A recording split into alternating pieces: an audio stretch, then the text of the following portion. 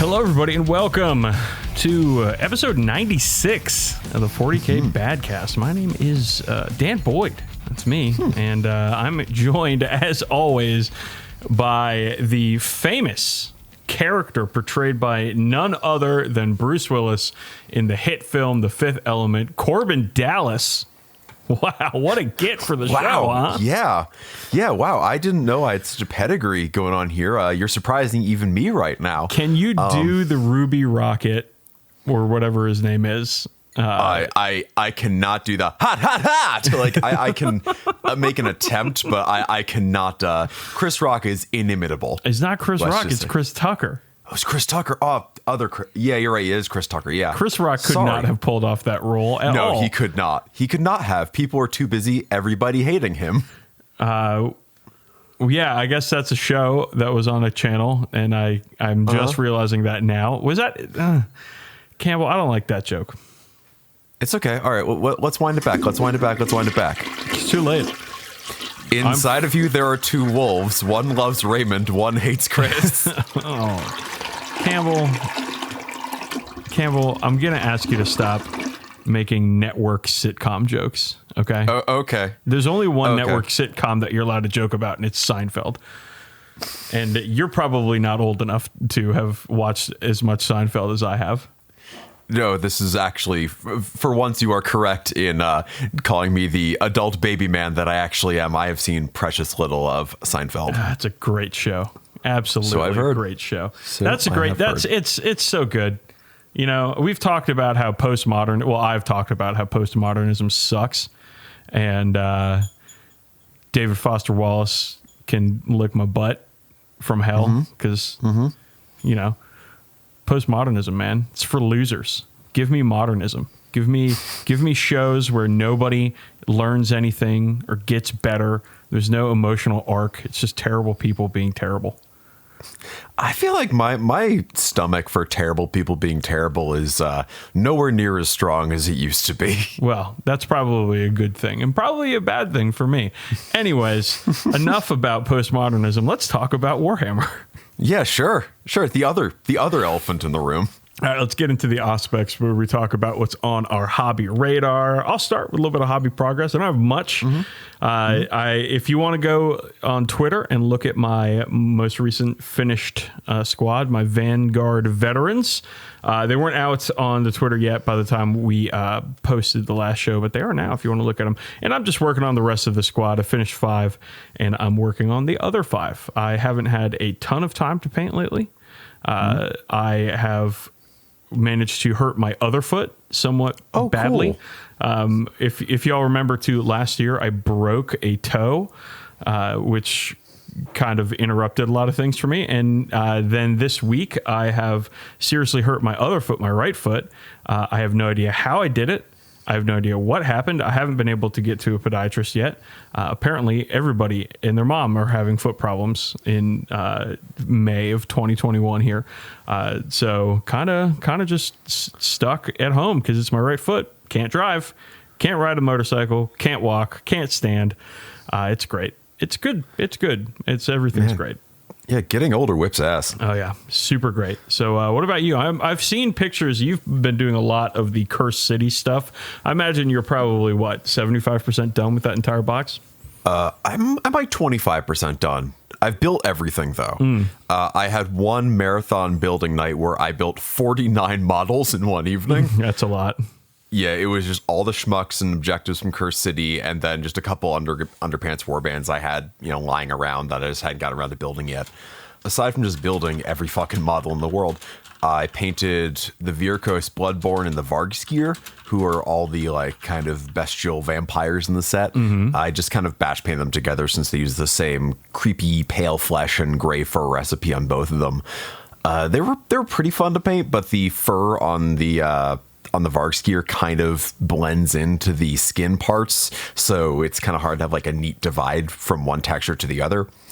But I still liked painting them. It was a kind of fun idea to get out there. But aside from them, I painted a couple of the heroes, which were Imelda Brazgov, who I was working on last time, who's the like kind of crusader paladin looking lady with a two-hand sword. Yeah. Octrin Glimskry, who's the whiz-biz boy with the skull face and the entirely too large beard, who was pretty fun to just knock out since he's just really like 2 or 3 textures as opposed to all this other shit that most of them have.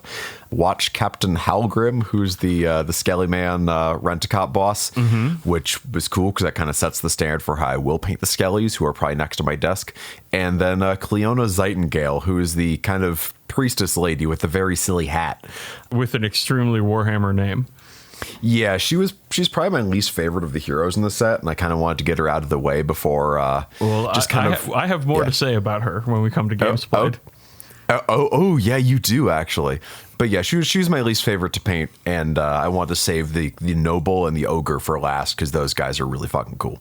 All right, awesome. Yeah, you've been doing a lot of work, and I'm proud of you.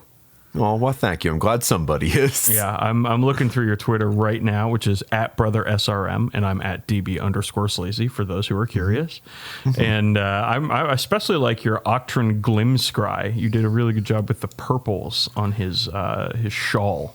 Thank you. I had a lot of fun just doing the purple magenta thing. I don't want to do any exact box art schemes with any of these fellas, so I'm having fun kind of making up my own. Yeah, great. That's good, man.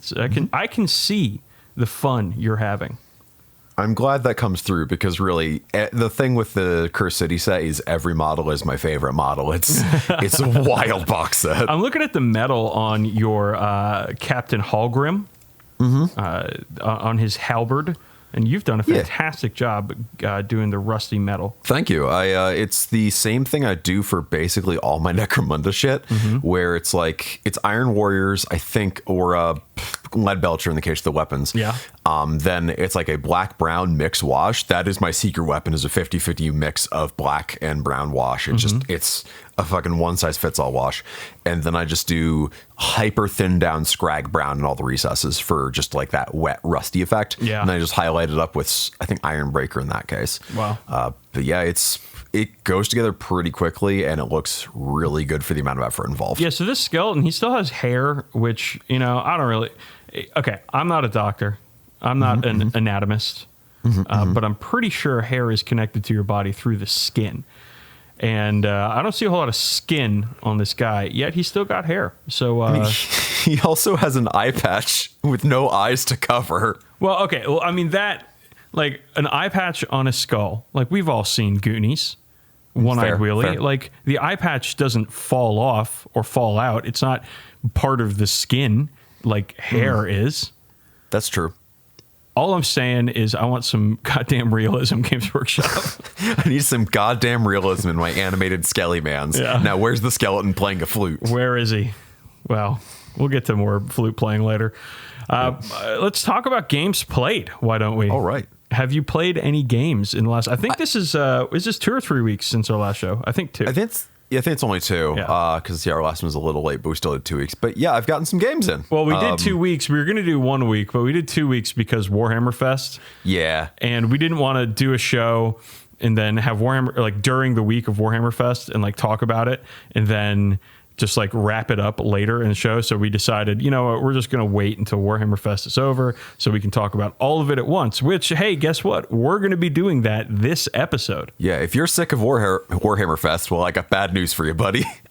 I mean, I'm not sick of it at all. I was floored by the amount of stuff they showed, and it was really cool having to. I mean, it was like 1 o'clock Eastern here in the United States. You could like tune in and just like watch a Twitch stream over lunch or something, and see a bunch of new models and stuff. And it was great. I enjoyed it immensely. I wish they did it every week. I like not having to wake up at 6 o'clock in the morning to watch a Twitch stream. Yeah, but yeah, games played. I got in a pair of them. Nice. Our listener, Caitlin, came up from a different part of the state for a couple games, And as is tradition, I invited a kind, funny, wonderful person into my home who was so kind to even bring a gift with them. And they have a beautiful army, and I promptly placed them right in the dumpster. Excellent work. Because it's the way we do. So she and I are doing like just a kind of little crusade thing going on. Me with my Ultramarine Second Company under the leadership of Maximo Volante, and her with her Adeptus Mechanicus of Four-Drilled Rizza. Thank you. Did we talk about this last time? Is it Ryza or Rizza? I think I made the Rizza joke, and I didn't really follow through with it. Yeah. I think that's the problem. I think it's also the problem is that is a joke I've been making but not following through with since the Ryza, Rizza, whatever pattern ruins came out like 3 years ago. I don't know. The ROI to me suggests rye. That's like fair. Rye bread or perhaps rye whiskey. Ooh, yeah. Which that's a complete meal right there. I'm not a huge fan of rye bread. I'll just put that out there. It's okay in some circumstances, but I'm always a fan of rye whiskey. Yeah. You won't hear me argue with either. Oh, okay. All right. Great. But yeah. I'm glad that's settled. No. Finally, the gauntlet has been thrown down and the challenge has been made, and it is settled. Both The gauntlet. Gaunt. The fucking right gauntlet. He threw down the gauntlet. Fuck. All right. Sorry, Fine. I keep interrupting you. It's totally okay. It happens every show. No, I know. It is honestly the standard cadence of our show is like 2 to 3 sentences, then an interruption from one party or the other. It's how we do. So we played our first game of this, which was a 50 power level game because that's kind of your typical Crusade roster thing. Ooh. It was the Crusade mission where you do need to like reconnoiter a bunch of table quarters for points. And then you get some bonus points for holding objectives, and your stuff comes in as reserves from turn 1 onwards. However, since we are both people with significant addition bleed going on, we forgot things could come in on turn 1. So turn 1 was just like 6 units on the table, just not really doing a whole hell of a lot.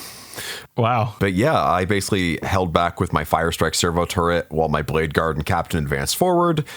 They weathered a buttload of fire. And are you telling me you did not run your Fire Strike servo turret up the middle of the table to engage the enemy in close combat? Not this time. Although I did illegally put it on top of a building. Ooh, can't do that. I know I can't do that, so it's got to be a ground 4 turret from here on out.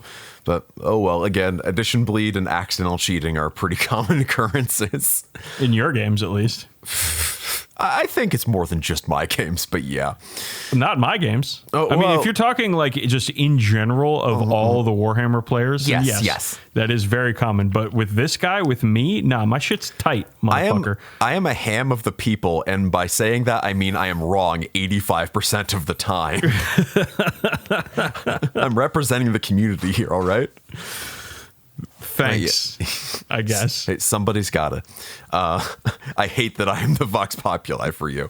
How is it that like me knowing the rules is like makes me like the elite, or the not elite as in good, but elite as in like nobility? If you're the common man, then why is it that because I know how to play the fucking game?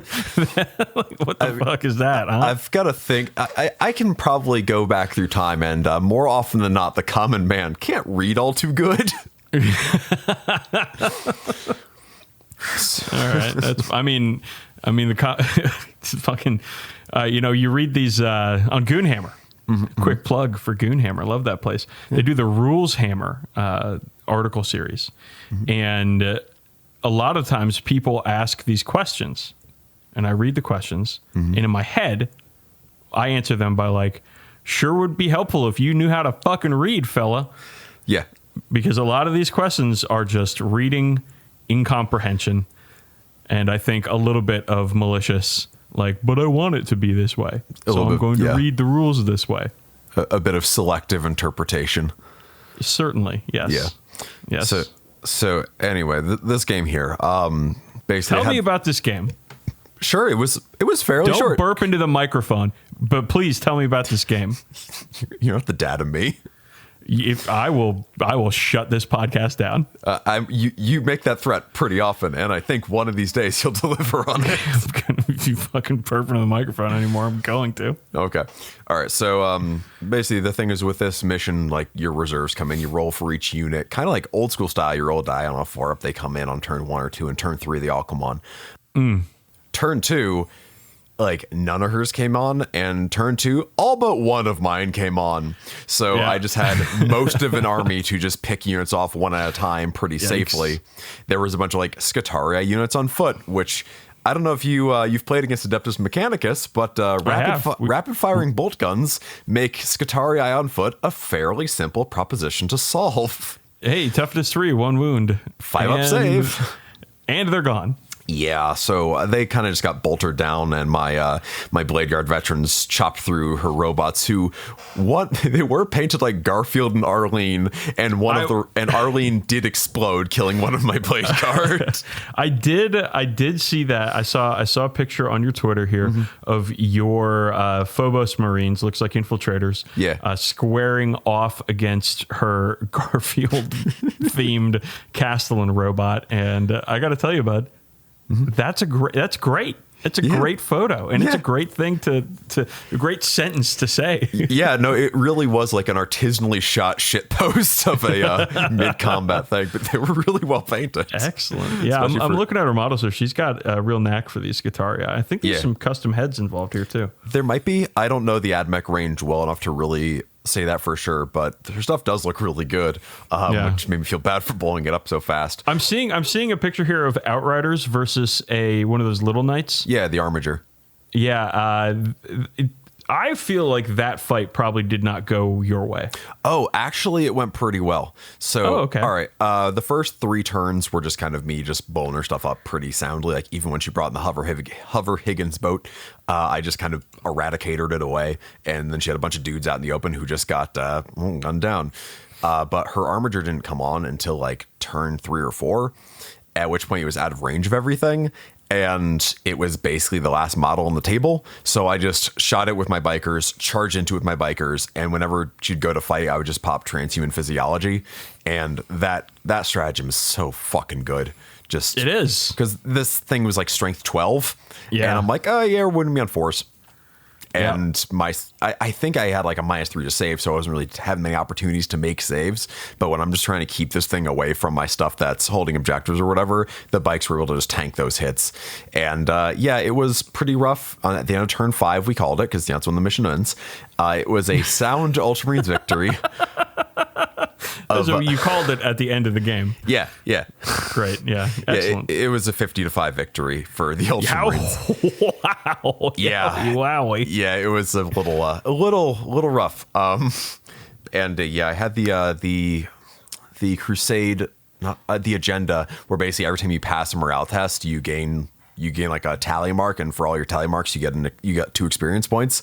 Yeah. And when you are 5-man squads of Ultramarines with +1 leadership, because they're Ultramarines, and you're never losing more than 1 or 2 dudes at a time, you're making and passing a lot of morale tests that you literally can't fail. So that's just a real easy way to get experience points. Yeah. Not that I'm like trying to farm them necessarily. It was just something I'm like, I'm going to be doing that anyway. You're a disgusting power gamer. That's me, the most disgusting of power gamers that doesn't know how to play the fucking game. Well, Caitlin, thank you for your sacrifice in putting yourself out there to get completely nuked by my podcast partner so we can talk about it on our dumb show. I appreciate that. Maybe one day one of us will make it up to you somehow. Well, she did get her revenge. We played a second game afterwards, and that game was a game of Speed Freaks, which was that. I don't know if you ever got to play this game. No, I didn't. Yeah, it was basically kind of written off by a lot of people as just being an excuse to get some of the, at the time, new Ork models for cheap or whatever. Was that Orktober? It was the Orktober of our discontent, yes. I love Orktober. Where they only released, 6 buggies or whatever the fuck. Where I get people wanted some of the old stuff updated as opposed to just getting new stuff, but the new stuff was really fucking cool. So here we go. So it's kind of like a combat racing Mad Max sort of game, where you set up like boards, and you, instead of moving by just using like a tape measure or whatever, you have these little templates you put down for all your various turns and maneuvers. and basically every turn you allocate 10 dice to moving, shooting, and initiative, divvy those up between your units, and then all the movement is along those templates. And if your engines stall out, you can spin out. The more templates and movement things you put down, the more complex it is, the better you chance have of spinning out. And as you like shoot each other, ram each other, or fight each other, or whatever, you take like damage cards instead of just being, the damage card could be like, okay, you lose a hit point, or it could be, your engine's on fire and now you're going to take damage every turn, or your driver is wounded and can't turn left anymore, or whatever. Like, it's cool. It's a really cool little game. I think it sounds like it. It's a nice palate cleanser. And we played it was basically Wacky Races scenario where you're just trying to like, the boards are Dick laid Dastardly. out. Yeah. Dork Dastardly. Yeah. I'll work on it. Gork Dastardly. What about like Ork Ornery? Ooh, Ork Ornery is pretty all right. I think I'll put a pin in Ork Ornery for now. But we did the thing where it was like long ways, and basically when you get to like the third or fourth board, you then recycle, and like the last board comes off and goes to the front, and anything that's left behind just dies, which was pretty cool. And I kind of like got beat up for 2 turns, and I was like, okay, I'm just gonna try to bolt and rock out there, and I wasn't quite able to outrun her rocket truck squigwagon, which caught my dragster and blew me up. Oh no, that's too bad. But yeah, it was fun. It's a cool little game. It's kind of a shame you can't get it anymore. I'll tell you real quick, I searched a thesaurus.com search for dastardly to find some more words to play with. And I found one that I like a whole lot, and I'm going to say it now. All right. Pusillanimous. Ooh, pusillanimous. Really? That's not even an 8th grade vocab word. That's like an 11th grade vocab word. It's a good one, bud. Pusillanimous. Pusillanimous. I'm into it. Hell yeah. I'm into it.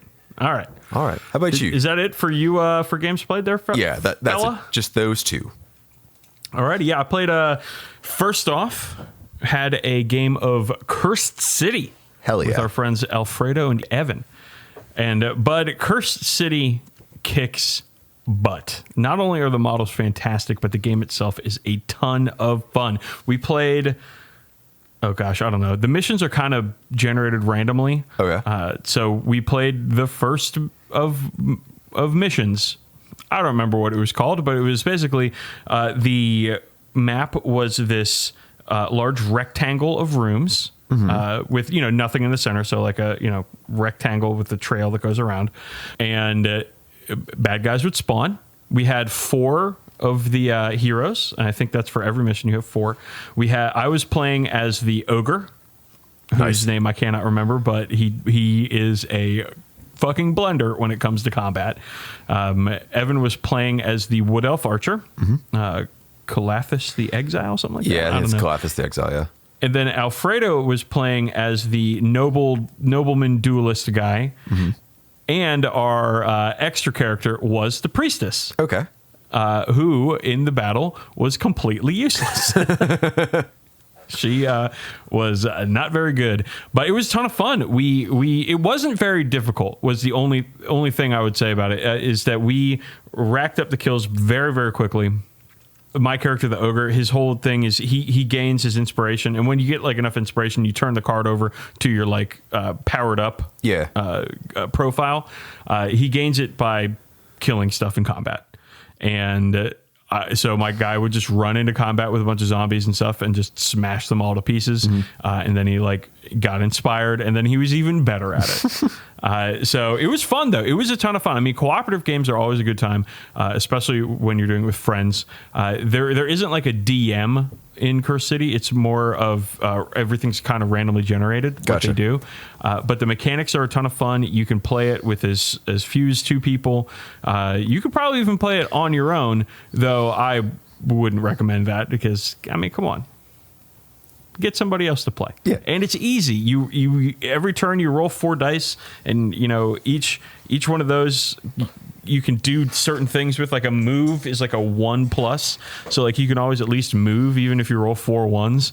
And then attacks, like there's your regular attack, which is usually a 2 or 3+, and then your like strong attack, which is like a 5 or 6+, and it's fun. It's really good, and it's cool to work with your friends instead of against your friends. Nice. We did end up taking out Hallgrim, the watch captain, who we took out very quickly because he buffs like every skeleton Ulfenwatch guy on the board. He buffs them to a kind of ridiculous degree. So we were like, oh, we got to kill this guy immediately.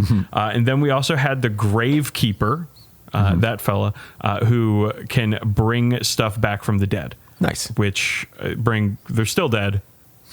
They were dead to begin with. He could reanimate. There we go. Yeah, he can reanimate yeah. Mobs. And again, we were like, oh God, we got to kill this guy quick or it could turn really bad.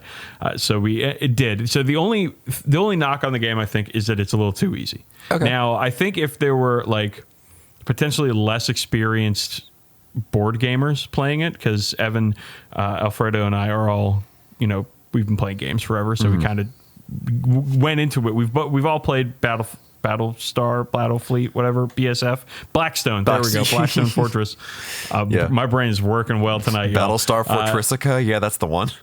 Yeah, so we kind of know how to like move around and do stuff, and but I think for maybe if people were a little less experienced with board games, they'd actually have more fun, and the game might be a little harder. So we're gonna meet up in another couple weeks here and play another round of it. Very excited for that, and had some nice pupusas and tacos beforehand. So it was delicious. Then I got another game in. Ooh. It's unbelievable. I'm playing games. It's like it's almost like I got vaccinated or something. Yeah, I'm maxing and relaxing. Yeah. My friend Patrick came down from New York City. New York City. Are you old enough for those Pace Picante commercials? I do not think I am. Okay, so Pace Picante was a salsa brand, right? And they would do these commercials where like there would be like a bunch of like cowboys or something, and then some nerdy guy would show up and they'd be eating chips and salsa, and then they'd look at the nerdy guy's salsa, and it was from a company, and this must have been one of their competitors or something. It was made in New York City, and so then they would be like, New York City, and like act all incredulous and stuff, and then like a horse would kick this man to death. Oh, cool. So normal thing for a tomato product to be advocating. So every time I say or hear the words New York City, in my mind somewhere a cowboy goes, New York City, and then kicks the guy to death. Yeah. Well, the horse does, of course. Yeah. Anyways, Patrick came down and we played a 500 point crusade game. How fun. So the Estratus Crusade is coming back, and with our friend Rob running it. And so it hasn't really started yet, but Patrick and he came down because he's doing a road trip, and part of it was going through town here. And this is Points Crusade, not a power level crusade. And we played our first game. Nice. The first game of the whole crusade. 500 points. So 500 points. He had his Space Wolves. I had my Raven Guard. 4 units each. Yep. Not a big game. The game took about 45 minutes. I believe it. Which was fine, because we weren't able to start the game until late, because I had to play a show, an outside concert, which was actually a ton of fun. Nice. Anyways, 500 points. We played the Assassins mission, where one player, it is asymmetrical. What do you call it? Objectives. Yeah. Okay. So one player is trying to kill the other person's warlord, and the other person is trying to keep their warlord alive, but also do damage with their warlord. Okay. And the player who is the defender has to set up the warlord in the center, within 6 inches of the center of their deployment zone, which is like 2/3 of the whole map. And then the attacker is like kind of on their backside on a long table edge. But it's a small table because it's only a 500 point game. Right. So it was fun. I mean, it was a ton of fun. I did lose. He had eliminators, and they sniped my captain. Like they do. It took him 3 turns to get him down, but he got him down, and that is when the game ended, on turn 3, because that's the end of the game. If we had gone any longer, I mean, he won at that point because points. The way the points work out, it's like if you take every turn that you do damage to the enemy warlord. If you're the attacker, you get 10 points. Right?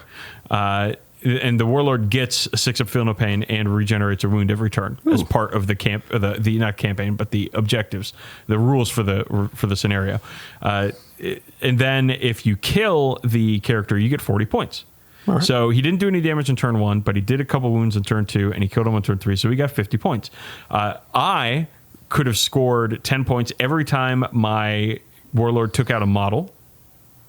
Or 10 points for each turn in which he did that. And then 50 points at the end of the game if they were still alive. Okay. So that was the scoring. And my agenda was to kill characters. He had one character, and I did kill it. And his agenda was some Space Wolfy thing. I forget which one, but he didn't achieve it. And the game ended on turn 3 because he just sniped my guy. And that was that. It was a quick one. It was fun, though. It was good to haven't played a Crusade game in a long time, so it was good to get in one of those. And it was fun. My Dreadnought got enough experience out of the game to level up. Nice. So, honored brother Emmaus, there is his name. He rolled the repair systems battle honor, so he regains 1 wound in every command phase. Hell yeah! And every friendly command phase. So that's pretty good. Nice. You know, these Redemptor Dreadnoughts, bud, they got 13 wounds. That's a lot of wounds. Yeah, and 500 points, that's pretty hard to chew through, especially if they're reducing damage by 1 and, in your case, regenerating every turn. Yeah, well, that was after the game. Yeah, regeneration. But, yeah, if the game had gone any longer, it would have been, I think I would have wiped him out because he had nothing to kill the Dreadnought with. He even charged his Wolf Lord into the Dreadnought and did no damage. The Dreadnought punched him to death. Hell yeah! So it was good. Well, the Dreadnought punched him to death, then fell back. Then I used a strat and then shot him to death. Nice. Or punched him and then shot him. It was great. So it was fun. It was a lot of fun. A quick one, but nice. Warhammer, it's good, y'all. It's fun. It's fun to play. All right, let's move on to We Make the Call, the segment where you heard it. We make the call. This one's from Stu Dingwall. I think I'm pronouncing that right. My brain wants me to call him Stewie Dingwall, so I'm just going to go with that. All right. What's that guy? What's the guy's name with the guitar player? You know, the one. He's Swedish. Oh, Malmsteen. What's his first name? Yngve Malmsteen. Yeah. Yngve? Okay. Yeah. Why Dingwall? I guess there's something in there. Anyways, Yngve Malmsteen? Sure, fine, whatever. Stu says, sorry. So, something that has been bothering me for a long while, but only now have I decided to ask for advice. In my local gaming group, there are certain individuals who straight up smell bad. Not a little bit bad, not I forgot to change my shirt before the weekly get-together for games bad. Painful to the eyes, old vinegar and piss can smell them before they enter the room bad. Now, with the massive restrictions in getting together, the games are more spaced out, the numbers are lower, etc., but the ever vomit-inducing smell is there. I enjoy these sporadic games when we can get them, but I don't enjoy questioning a game because of somebody's cleanliness. What the devil is a man to do? It's wild that we get a We Make the Call that is almost one-to-one to a strong bad email. Because there is straight up a strong bad email about this. It's underlings, about his smelly underlings, or smunderlings, if you will. Which the solution, if I recall, is to wear a shirt that says Eureka! And hope they get the message. So yeah, I'm just gonna let y'all know what homework I'm copying and give you the homework of watching strong bad email number 171 underlings.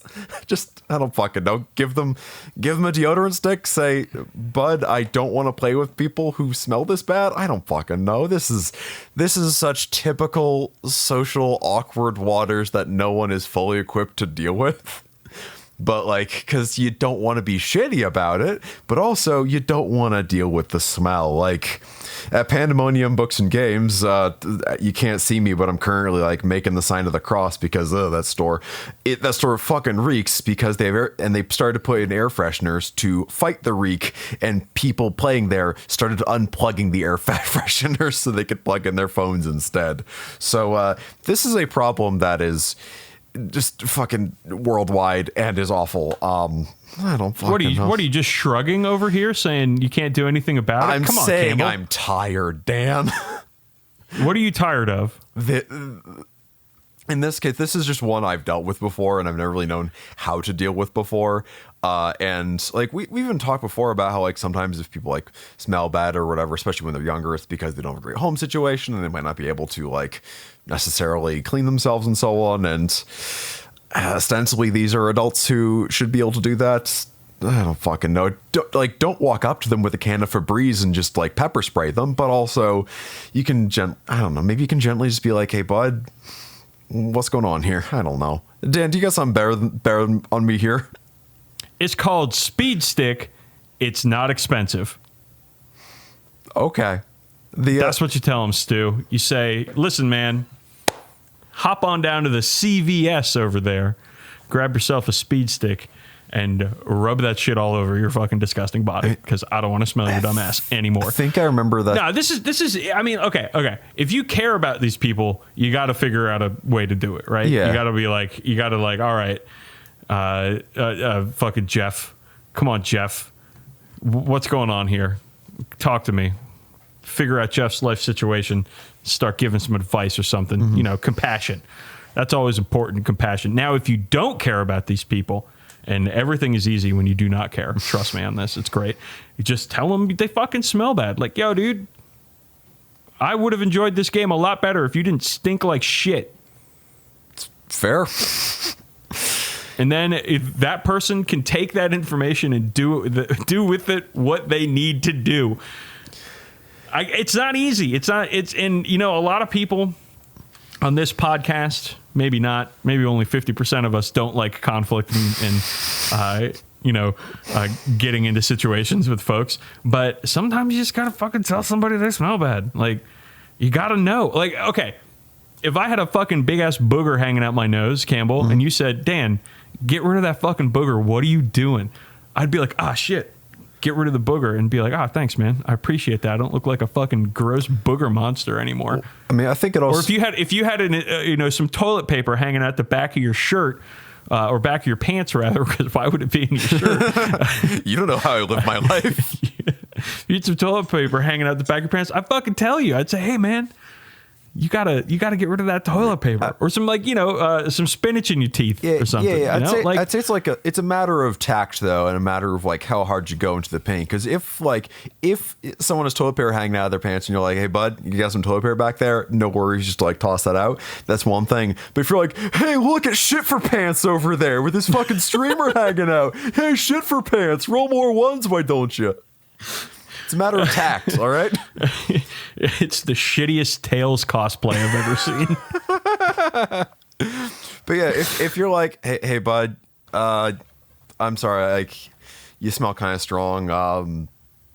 If next time we hang out, could you make sure you shower beforehand or something like that? That's one thing. Before like, what smells like shitty nerd? Oh, is it you? Like, I have 100% walked into a game store before and walked right the fuck out because of the game store funk. Yeah, no, I don't blame you. Like on a Saturday, yeah, like when a lot of people are playing games or whatever before the pandemic, mm-hmm. you walk into a fucking game store and you smell that just like dude funk. Yeah, and you're just like, yo, fuck this, man. It's somewhere between old socks and salami, and old salami and a sock. Oh no, fuck that shit, dude. Yeah. That's not. Or like, you've been to Adepticon and Nova. Like those fucking conference halls get a little fucking ripe on day 3. Like, again, never forget that Nova's it's in a swamp. Like, yeah, and that swamp does carry over into the convention center just a little bit. It's the hot time of year too. Yep. The hottest. So I don't know, Stu. This is a tough one. Like, you gotta. It's honestly tough. You could do what like morgue attendants do and carry a little bit of fucking Vicks Vapo Rub around with you and smack that shit on your upper lip before game. Obviously, the plague doctor mask should really be brought out in case of conventions or large tournament situations. Yeah, I don't know, man. Like, honestly, if I smelled bad, I would rather have somebody tell me I smelled bad than and like pull me aside quietly and say, "Hey, man, like you fucking smell bad." Yeah. Like, and then I'd be like, "Oh shit, like what do I do?" Right? Like in this example, I don't know about showers yet. I don't know what's happening, but I would rather have somebody tell me, like in a nice way, you know, and not in front of a lot of people. That's the thing. Yeah, when you call it out like that. Like, be like, hey, everybody, this guy smells. That's when the person goes like, oh, you know what? This is my Joker origin story. I'm never going to shower again. Right. Yeah. I mean, like, you don't talk shit about somebody, even if they do smell. Like, don't go to your friends and be like, oh, I don't want to play Jeff. He stinks. You fucking ever smell this guy? He smells terrible. Like, don't do that. That's bullshit. That's awful. If you want the thing to change, Stu, just fucking pull him aside privately, and probably right before you're about to leave, so you don't have to deal with any of the fallout. That too. Ooh, that too. And just say, hey, Jeff, listen, man, I had a good game with you, but I just want to be honest with you. I want to be straight up with you. I would have enjoyed it more if I couldn't smell your disgusting body odor the entire fucking time. You sick piece of filth. Clearly joking with the last part there. Stu, good luck with that, and report back, please. All right, let's move on. So this show, we're not going to get into our general template of the show that we usually do because Warhammer Fest happened, and boy, oh boy, there's a lot to talk about. You'll notice that in our Auspex segment, we did not talk about new stuff. We're going to do an expanded new stuff coverage of Warhammer Fest Online 2021, and oh boy, Campbell, this is some good stuff coming up. I am excited for the future of miniature wargaming. This is great, and there's some good stuff here. There's some stuff I don't like, and I'm sure we're going to argue about it. So let's get to it. So before the Warhammer Fest coverage came out, it's not Warhammer Fest, but we're talking about it anyways. There's a new new Ork model. Thank you, not a Mork Otto, but an Ork model. The Pain Boss, and I'm a huge fan of this model. It looks to be one of these, Beast Snagga-esque orcs with augmetic legs, a squig IV bag, which I have a lot of questions about, and a giant claw, and just, it's another great orc model, another great orc character model. Yeah, it's Zodgrod Wartsnagger, right? No. He's later. This is the Pain Boss. This wasn't Warhammer Fest. This was the day before. Oh shit! But we didn't get to talk about it because we're fucking talking about it right now. He also had a Grot or Gretchen Orderly, whose lower half has been replaced by a mono wheel. Which, as somebody with a extremely fucked up foot, I kind of wish I had that in my life right now.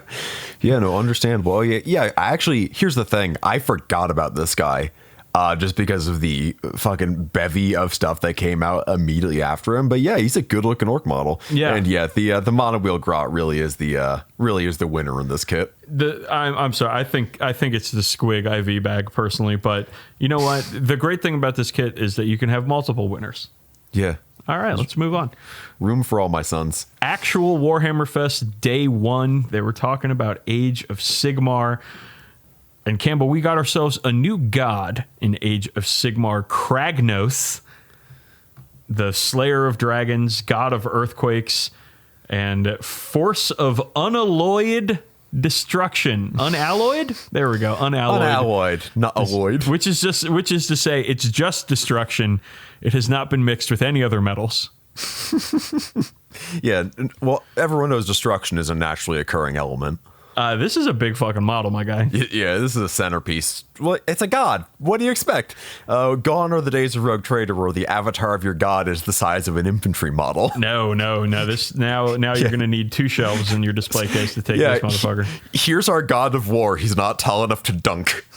Yeah, he is a giant centaur with enormous horns, shield, a mace. He looks bestial or bestial. He's scary. And oh boy, they showed a couple of his rules. And I'm not an AOS player, but even I know that this guy fucks real hard. Yeah, 2-up saves are not common in AOS. Like, not every army even has access to one, and not usually on a platform this fucking durable. But again, when he's a literal god, he should be. I think this guy rules. He's just like a peak Age of Sigmar model where he's just got all sorts of shit going on. And one of the things I really love about him, aside from just like the really good paint job on them, all the metals, is a lot of the elements being shown in his metals look kind of like ancient and not of any of the existing armies. Like, it kind of has like some hints of like ancient India sort of like weaponry and armor and so on, and I just think it's a cool fucking model. Yes, it is very cool. There's a lot of verdigris on his ostensibly bronze or copper armor and metal and stuff. Just an excellent model. I guess he's allied with the orcs and ogres and the forces of destruction in AOS. So I guess good for them. They get a big new friend. Yeah, I think he's the first like god level character for destruction, because like Death has Nagash, Chaos has, you know, Archaon, the really diesel like character ones. You got like Ilariel, the Everqueen for Order. Like, you've got gods for pretty much everybody, so it's cool they got one here. And he looks like a motherfucker. Yeah, big ups to destruction. That's my squad. And if I mean, okay, we'll get into it later with the more AOS stuff. But I got beef with Death now. Okay. But we'll get into it a little later. All right, next up, they're showing a bunch of the new models that are coming out with the Broken Realm stuff. We've talked about the Witch Hunters, love them. We've talked about Lord Croak. Who doesn't love Lord Croak? We've talked about these new Slaneshi demons who are strangely alluring, Campbell. As most Slaneshi things are. Yeah, there it is. To give a little that in there. And then there's this wood elf flute player situation who I don't think we've seen before this, so we may have, I don't know. And it's one of those spirit elves, half tree, half spirit elf ghost things, whatever, playing a flute with a strange headdress situation involving eggs and beetles and roots. And a big old cape made of lettuce leaves. Delicious. Don't super care for this one, I'll be honest. No, I love the angry trees when it comes to the Sylvaneth aesthetic. Love it. Yep. I am not 100% sold on the wood elf spirit part of it. And this model just, I don't know, just doesn't really do it for me. Yeah, I don't super dig them. I think without the tree branch headdress, backdress thing, because it's kind of coming out of their back, I'd like it more, but yeah, it's not really my bag. All right, let's talk some more about models that don't do it for me. And let's talk about Lauka Vi, the Mother of Nightmares, along with her kit mate, the Vengorian Lord. Yeah. And these are a couple of vampire models that are vampire bat centaurs. Yeah, they look like the Vargulfs, or like someone took like an old Vargulf model, a vampire lord on a dragon, took the vampire lord off the dragon and just bashed it into the Vargulf until the top of the Vargulf was gone. Right, they cut the head off the Vargulf and they put the torso from the waist up of a vampire lord on it. I'm sorry, man. Like, as much as I love vampire stuff in AOS, and it's documented on the show that I do, these models suck. I'm sorry. They look stupid. I think the thing that frustrates me about them is I think it's two halves of great models. Oh, absolutely. And, like, you've got your peanut butter, you got your jelly, and they just don't quite click. Because, like, if you were to take those vampire top halves and stick them on, legs from the, like, the Warhammer Underpants vampire warband, they'd be killer. They look so fucking cool. If you put some kind of, like, really monstrous, like, so similar to a Vargulf or Vargeist type thing on top of the centaur body, that would look fucking cool. But they just don't quite go together. I'll tell you what this is. This vampire top half, delicious mint chocolate chip ice cream. Yeah, absolutely delicious. You love to have it. It's refreshing. Even the monstrous bottom part, refreshing ice cold orange juice. You love to start every day with it. But you know what you don't do, Campbell? You don't make a fucking mint chocolate chip ice cream and orange juice shake. You don't do that.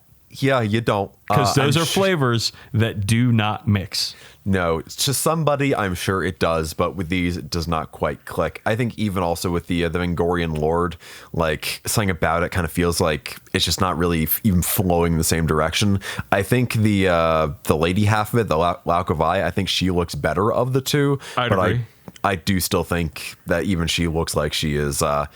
like someone cut the top, someone did a Photoshop mock-up. Like, it doesn't quite click for me. You know what? Just for the Badcast haters out there, we don't love every model. Okay, these are 2 models in a row that we don't love.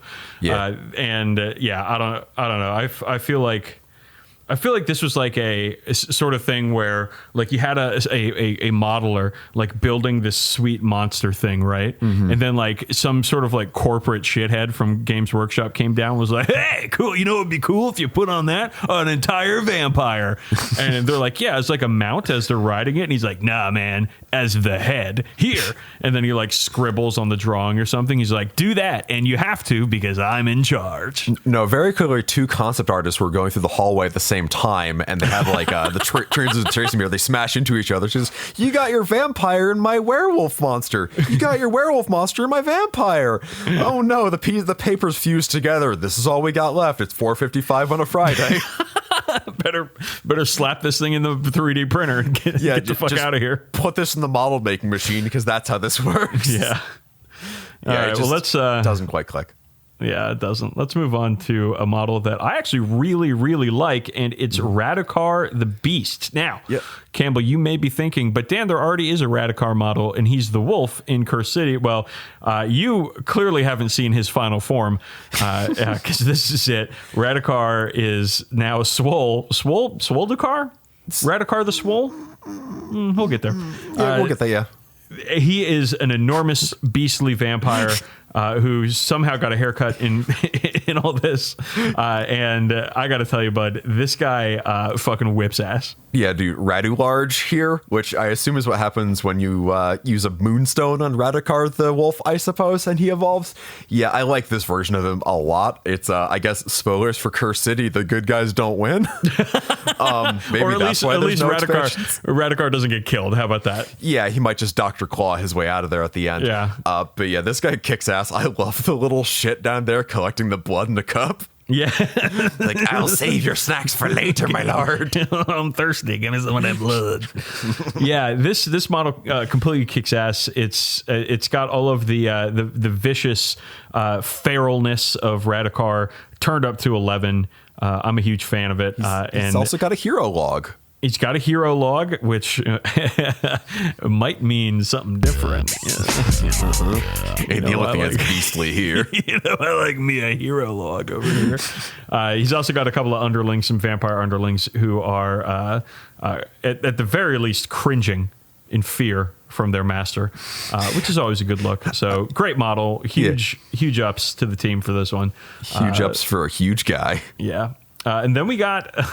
Belladama Volga, the first of the Virkos. I love it. They're just throwing rivers into names now. The Volga, of course, the river that goes through Volgograd in Russia, formerly known as Stalingrad. This model, I'm sorry, this model sucks. I just... No, it's bad. Oh, I think she's cool. I think it's... I don't know the actual lore, so like my brain just goes like, oh, look, it's Radikar's mom. Yeah, it's vampire grandmother and a grandma vampire. And okay, there is a lot of cool things to like about this model. There's like wolves and they're snarling and they're scary. And then you got this like weirdly shaped, awful silhouette of a model on sitting side saddle, I guess, on the top of this one wolf. And it just doesn't work for me. I don't know what it is. It is like an old, like almost Gary Morley-esque proportions too. In the old 80s and 90s models that used to come out of Games Workshop. It just doesn't look good. The silhouette is terrible. It doesn't look like a person. I think the issue is the little like feather wing things sticking out of her, in addition to the giant shawl from the jacket, really threw off her silhouette a lot. Yeah, like, and then it's like she's got the like little fucking toasted marshmallow hat going on. It's a big hat. It's all supposed to like point into this face, right? Right. As like the centerpiece of the model, and it just doesn't. It doesn't cut the mustard. It doesn't fucking do good enough. I'm sorry, man. I don't like the model. This is the beef that I'm having with vampires right now, right? There are some really good undead models, and there are some crap undead models. And, I mean, like, what the fuck, man? Why can't they just all be good? I don't think she's bad, but I do get where you're coming from, and I would not say she's my favorite of the bunch, you know? This one, I feel like the colors are just kind of muted and uninspiring too on this one too. The paint job just isn't doing it for me either. So yeah, I don't like her. Vampire Grandma, not into it. All right. I mean, first of the Virkos, fucking last of the Virkos, as far as I'm concerned. All right. Well, yeah, I think that's the issue. She's the only the only Virkos without the like thrill kill cult face makeup or 90s techno goth haircut. Yeah, and that's the problem. Bad. Yeah. And also, like, why is she so fucking old? Like, aren't vampires supposed to be ageless? Like, get the fuck out of here, Games Workshop. Come on. She should just look like an old goth. She should just be a goth grandma. Yeah. Those exist. Shucks. They do exist.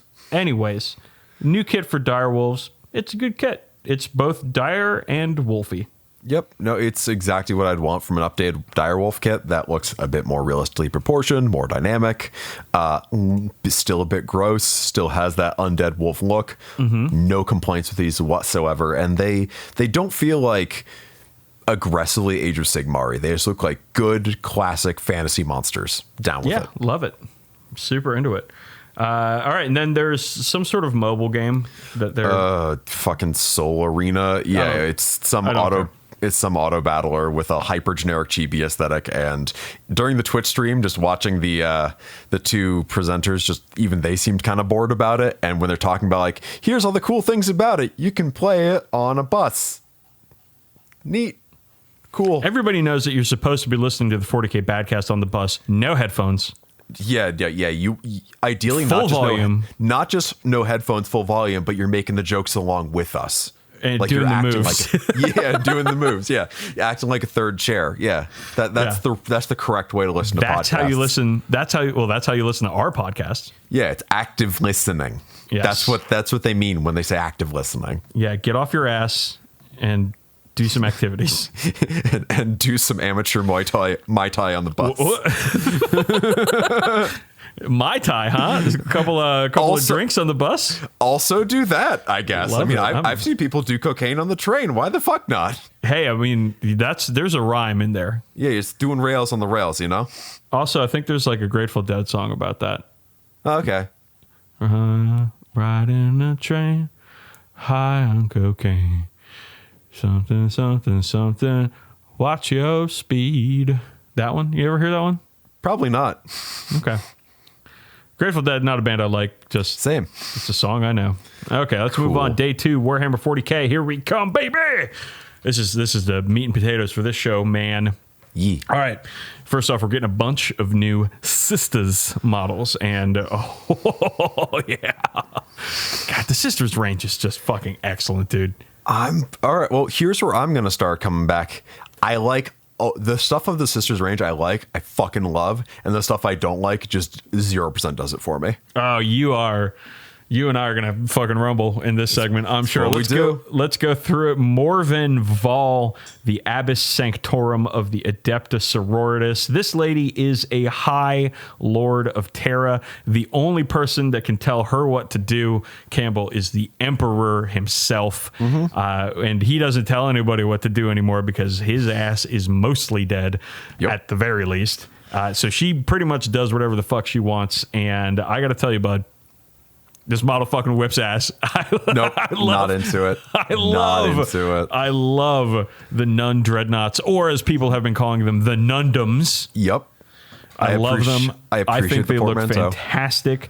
She has extremely Baroque armor. She's got a big old fuck off spear that apparently the Custodes gave to her. Yeah. Which, I mean, and they don't give out their shit ever. All right. So that's respect as we call it. She's got a heavy bolter.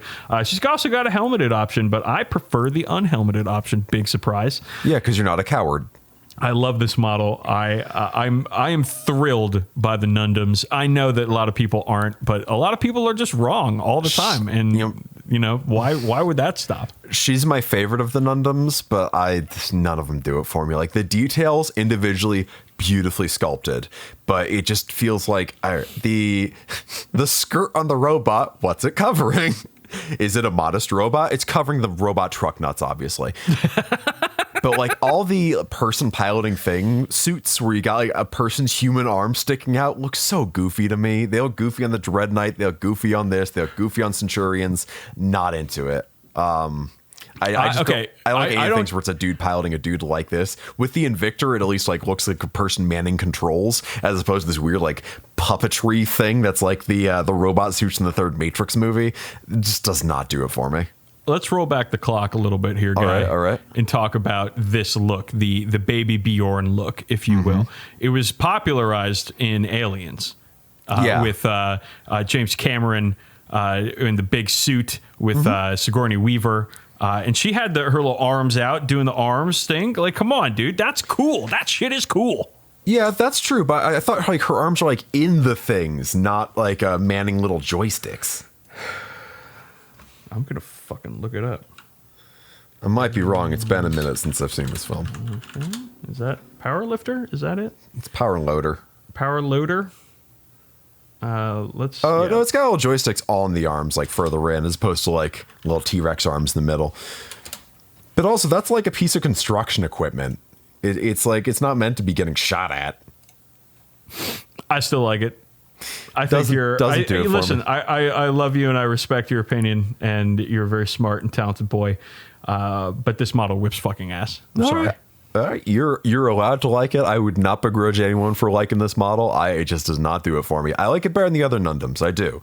I think this is the best of the bunch, but it just doesn't quite do it for me. And I've got a little quip here. High Lord of Terra in my platoon level combat game. It's more likely than you think. Hey, it's happened before. Gilliman, baby. Yeah. All right. So let's move on to Estrid Thurga and Agatha Dolan, who I guess is related to Peter Dolan, our good friend. Yeah, it's his grandma. Yeah. So these models, this is I think we've talked about Estrid Thurga in the past. Yeah, they showed off her a few weeks ago. Yeah. Well, neither of us are huge fans of her. It's to me, it's that she's got the whole standard. She's hugging the standard. Like, let the flag fly, gang. Let's see the whole flag. Yeah, let your freak flag fly here. I don't like her unhelmeted option, but helmeted, she looks fine. However, Agatha Dolan, I'm into. I love just general Imperial weirdos. Oh yeah, and she's great. She's got the look. She's got the little like auto scroll quill things like going on her torso. Like, yeah, I like this cool old lady with her cool wizard stick. She's got the look. Remember that song? You absolutely do not. Absolutely do not. I am not even that much older than you, and the gulf between our experience levels is it's not an excess song, is it? I don't fucking remember. Cool. God damn it! Now I have to look it up. It's a Roxette song? It's called The Look. Roxette, yeah. Ooh, it's a good song, man. Let's get a little... Oh, good.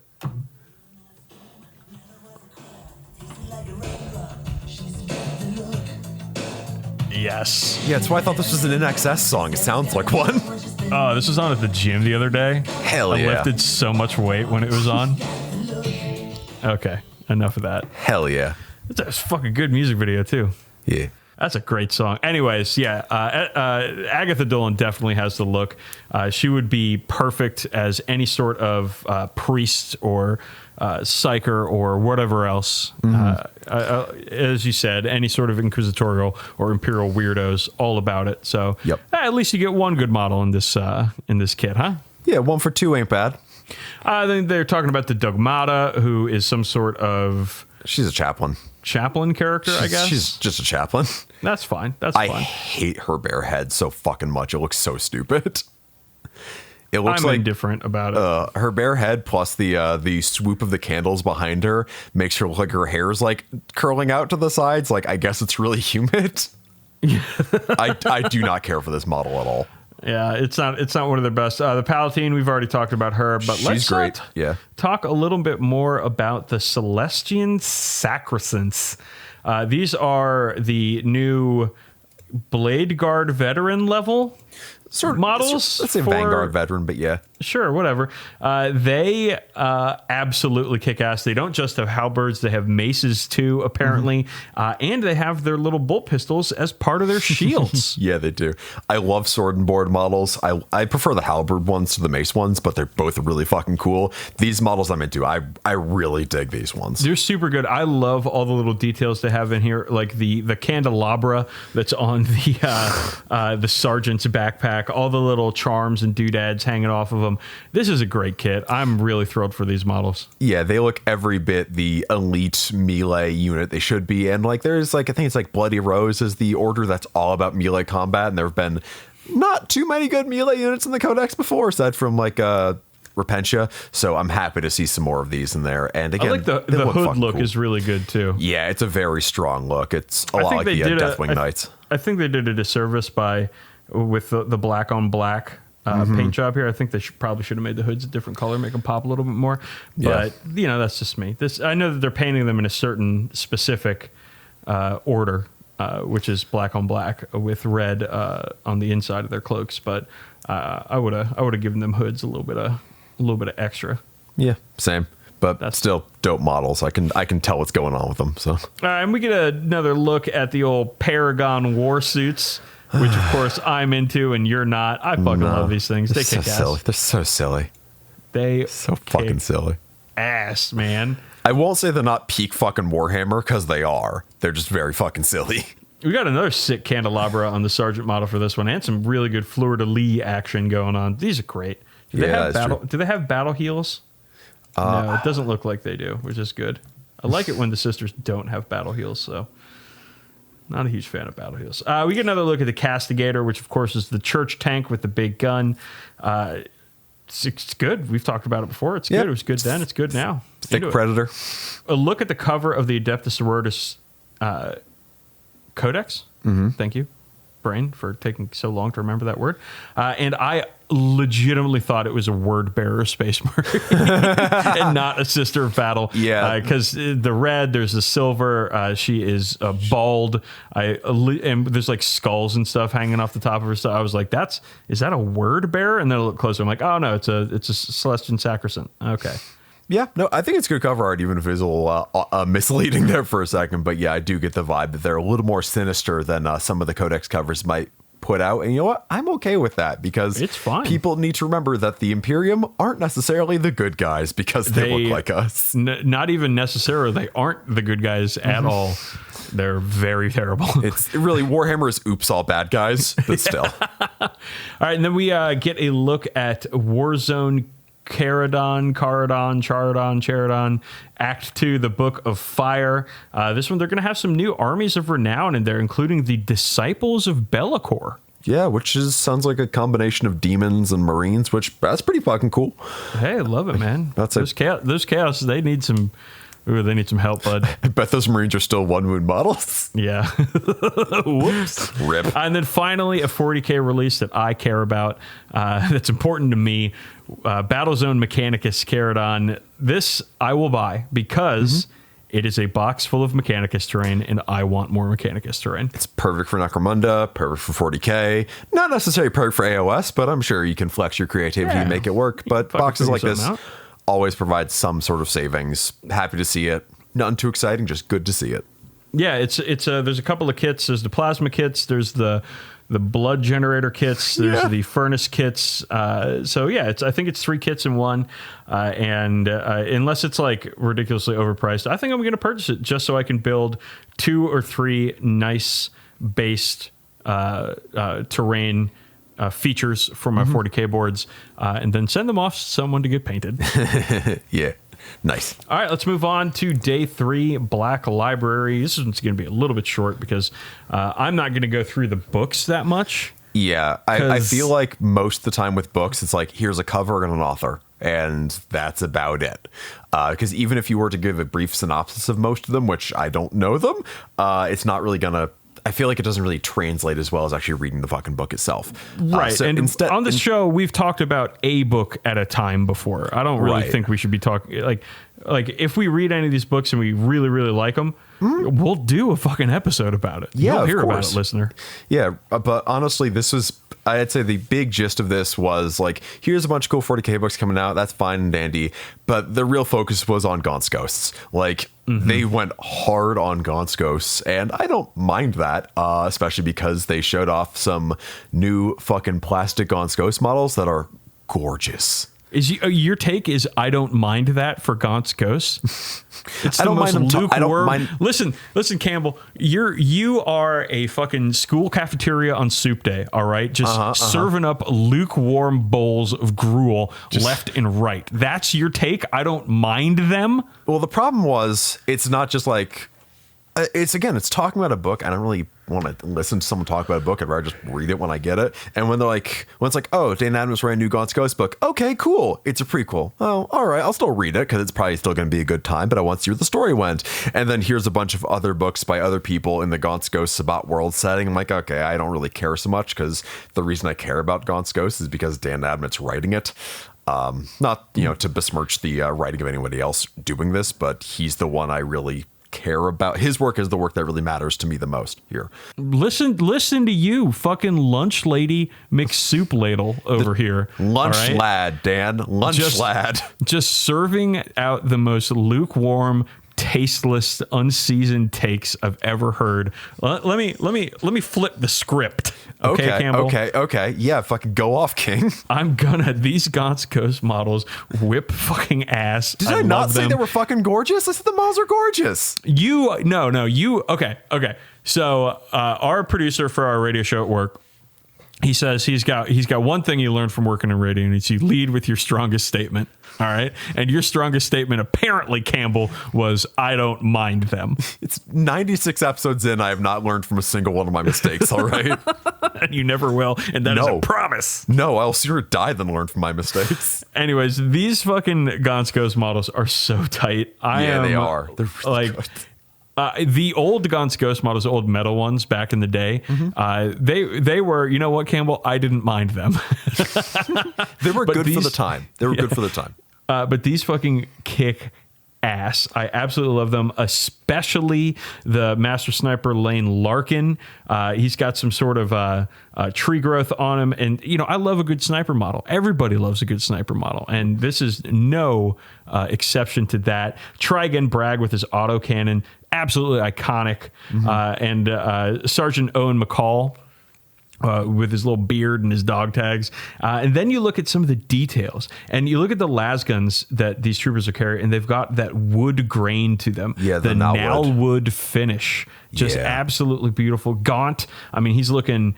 he's got a little bit of heroic scale creep going into his hands and face. Kind of his hands especially are a little chunky. But it's a fucking 40k model. What are you going to expect? No, these models are just chock full of character and flavor. And I am absolutely sold on this kit. I'm going to buy it, and I'm going to paint them, and I'm going to enjoy doing it because come the fuck on, man. Gaunt's Ghosts. Yeah, no, these models are fucking killer. I wish that Bragg was a little bigger because in the books he's written to basically be almost the size of an Ogren. Yeah. I wish he was a little bigger, and I mean, he's got an autocannon on his own there, bud. He's holding a big Bren gun of an autocannon. He looks fucking cool. And although for me, McCall is the best model in the set. I love his pose, like that, like very casual, like. It's like casual while still being interesting. Like he doesn't look like he's at ease. He looks like he's kind of surveying and, perched up on a tree. I think these are just the detail of his finger resting on the knife like that is so cool. These models are fantastic. Well, these knives are, of course, the straight silver, the Tanith war knife, which is mentioned 100 times in every Gaunt's Ghost. No, you can't just stab him with a knife. It has to be with a straight silver war knife. Yeah, the paint jobs on these by the studio team are also fantastic. I'm in love with these models. I can't wait to purchase them. Yeah, I'm down for them. All right, let's move on to day 4, huh? Yeah. Well, before that, on Warhammer Community, they put out new synthetic brushes are coming our way, Campbell. Finally, an ethical way to paint Games Workshop miniatures. Yeah, I do occasionally feel a little bad that I'm like, oh, some little poor badger got slaughtered for this brush, but it holds paint nicely. Well, I'm excited for a new brush line just to see how it feels, you know? Yeah, I'm interested to give them a shot. And I'm 100% on board with synthetic brushes anyways, just because... You know, the fur trade is not friendly. No. Let's just keep it like that. Yep. Let's not get too much into it on the show right now because I do want to eat dinner later. Fair. Okay, let's move on to day 4, the Specialist Games Day. This is the day I was excited about, Campbell. Same. I mean, come on. It's got all the games we love so much. But let's start out with Underpants, Warhammer Underpants, of course. And we got the new Fish Elf Warband, which is a bunch of models that I don't give one single shit about, and then a crab. Yep. Yeah, that's the actually I like the fish model, the floating lionfish model too. Yeah, it's quite cool. a bit. But I know the internet is extremely excited about this crab model, and for good reason. I feel like the other models in the set could just be like low poly placeholders and no one would mind as long as Crab is there. Crab is there. The rest of them are fine. Like they're perfectly good wet elves, but Crab rules. The fish elves, they've got some cool models in their range. These are not the cool models in the fish elf range, unfortunately, except for the crab and the fish. Mm-hmm. They're fine. Yeah, the non-aquatic animal models are merely fine.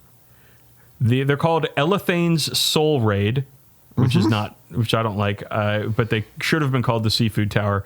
And holy shit, do I miss going out to seafood restaurants? Oh, they should have been called the Crab Crew, spelled with a K in both instances. Crab Crew, excellent.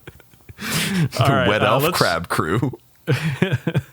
Let's move on to Necromunda, where we get a little preview of the House of Shadow. And Campbell, I got to tell you, I had no idea that they were going to go fully into the weird direction when it comes to Dalak. Oh, they gotta, though. Like, that's kind of the way they go with every one of these expansions to a gang, is they lean into some aspect of their character in a very fun way. So for, like, Eschers, it was the wild animal trapping, chem synthesizing side. For Goliaths, it was just going hard into the roid rage. While for these guys, it's going hard into the late 90s cyberpunk goth phase. And I'm really fucking into it. So we did a little bit of a reaction on Goonhammer for last Necromunda. You should definitely go over and check that out. But these models are, of course, sick. I love the Dalak sculpts. I think when they came out like 3 years ago or 4 years ago, we talked about them on the show. They look fantastic. They're one of the more characterful gangs, and they have a different silhouette than all the other gangs, I feel. Like there's a definite different feel to the Dalak gang. And that is, what's the word I'm looking for? Maintained here in this new House of Shadows release. First, we have the Noct Ghoul, which are melee champions for Dalak. Dalak, not known for its melee prowess. They have web gauntlets. Web gauntlets, there we go. Which can be very scary, but that's about it for Dalak melee, but not these Noct Ghoul. You've got the claw, you got Voldo from Soul Calibur with the claws, and then you have as we talked about on the Goonhammer article, the Maul Ninja himself, a katana wielding basement dweller in the Sword Saint Noct Ghoul over here, which if any gang was gonna have katanas, it would be Dalak. Yeah, no, there is some strong, like, kind of Star Wars kid energy going on with him. Though I really do love he's got, like, the two fingers out, like fucking Genji from Overwatch. Like, it's so fucking silly. I love it. I'm a big fan of it. Next, we have the Psygeists, who are prospects, who are, again, leaning heavily into the weirdness of this release. I have no idea what they do. Looking at the models, I could not tell you what they do. Yeah. And this, Campbell, this excites me. That's kind of fitting for Delac, though. Like, they are the mysterious, weird, creepy house, so not necessarily knowing what the fuck is going on is kind of part of it. Though I did just notice the of the two of them, the guy who's on the ground, not the one who's up on the perch, his hood has little fangs in it, like Serpentor. Well, he's also got this large haunted mummy snake, haunted sock puppet snake. I don't know what the fuck is going on with that thing, but I'm all for it. Again, no idea what these models do on the tabletop. I am extremely excited to find out what their rules are, because I could not tell you what they do just by looking at them. And with more of that, there's a haunted snake sock puppet bursting from the ground. Always into that. And then finally, they're called psychoteric worms, which I'm surprised that they were able to TM that, because I would imagine that there's definitely a black metal band out there called Psychoteric Worms. Well, there probably is, but Worms is spelled with a U in the black metal band, and here is spelled with a Y. Yeah, and the W is 2 V's. Yeah. And, and the T's an inverted crucifix. Yeah, it's really cool. Beautiful. Yeah, they're probably pretty mad about this. But, this is what happens. You got to get to the PTO early in the morning if you're going to get past Games Workshop, ladies and gentlemen. We can tell you that by experience. Anyways, the Piscean Regina Spectres. First off, love Regina Spectre. Come on. Piscean, huh? Yeah, like Pisces. Piscean. Episcopalian specters. The Episcopalian specters, they're giant floating squids with brains. Yep. And again, I have no idea what they do. I mean, I feel like this is a rare case where it's like, okay, I understand the Warhammer community team doesn't necessarily get every bit of information down the pipe. I feel like they're definitely acting a little more oblivious to things than I think they necessarily are, because it's marketing. But in the case where they're like, we're not even sure what these things are, I think they're actually on the level. Yeah, they were not told. And that's hilarious. Yeah. All right, let's move on. We got a little bit of Hired Gun trailer, which to me, I'm not a shooter guy when it comes to video games, so I'm not really excited about it, but I know a lot of people are. Yeah, it looks a lot like Doom 2016, and Doom 2016 whips ass. Game looks cool. Hope it's good. The last game by this developer I played was I Divine Cybermancy, which is extremely French, extremely weird, and extremely janky, and very funny. I've heard that there's a lot of people that are into that game for a lot of weird reasons. It's really, it's like playing a crazy person's idea of what a cyberpunk RPG is. It does nothing quite works. Like, the end credits for the game are on a random computer monitor you just walk up to, and then it's like, well, I guess the game's over. It's janky as hell and very endearing. That seems kind of fun to me. It is. It's just janky as hell and very endearing. All right, well, let's move on to Aeronautica Imperialis. And I got to tell you, Campbell, this actually became the most exciting thing of the whole day for me. We've got a new starter set, Wrath of Angels, for Aeronautica Imperialis with Marines and Eldar, 2 new factions, and most importantly, plastic Thunderhawks in Aeronautica Imperialis. All those nerds, Campbell, who have uncles, quote unquote, who work at Games Workshop are finally vindicated talking about plastic Thunderhawks. And I, as a Space Marine, Homer over here, I am super excited to buy some Marine planes for Aeronautica Imperialis and paint little mini Raven Guard planes. Yeah. Oh, I can't wait to do it. I'm so stoked to paint yet more Ultramarines, but smaller this time.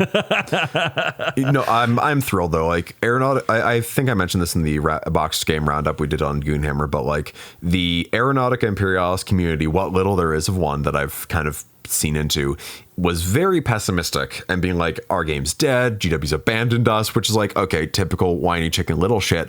But I'll be honest, they really weren't communicating much of anything new for Aeronautica Imperialis for a good amount of time. Like, probably the last 6 months or so, there hasn't really been a word about it, especially when before that it was pretty well, like, they're pretty vocal about it a lot. So I'm really happy to see this back. Everyone I saw was very happy to see it. If you don't like Marines, you probably like Eldar and vice versa. I think the models look fucking dope. I love the idea of having a Stormhawk and a Xiphon and not have to deal with fucking resin bricks that weigh 4 pounds. And of course, they Stormhawks or are they Fire Raptors? I think they're they're Fire Raptors. Stormhawk is the Interceptor. Yeah, sorry. But yeah, I love the look of these things. So thrilled to get them in plastic. Paint some tiny Ultramarines. I think I'll do the Eldar as Iandon just because painting yellow can be kind of fun in small doses. Yeah, I don't even know what the Eldar planes are. I think they're vampires. I think Crimson Hunters and the other one, the other small one that's in 40k that I can't remember. Hemlock Wraith Fighter, something like that. I don't know. The Eldar in old Aeronautica were a pain in the ass. So I imagine in this version of Aeronautica, there'll be a pain in the ass too. Yep. But Aeronautica is a project that I'm going to be getting into after I finish a couple more Raven Guard units. So very excited for this to come out. Yeah. Also, they had like a little interview with Andy Hoare in there, which most of the interviews were pretty nothing burgers, honestly, because they weren't really going to tell you anything that in depth. But I wrote this down verbatim, and he said, that elf archetype, it's always an opportunity to ruin your game, which means Andy Hoare is confirming that elf bullshit lives. Yes, it always does. It always does. All right, let's talk more 40K on day 5. Hey, we're getting a closer look at Beast Snaggas, now in army box form.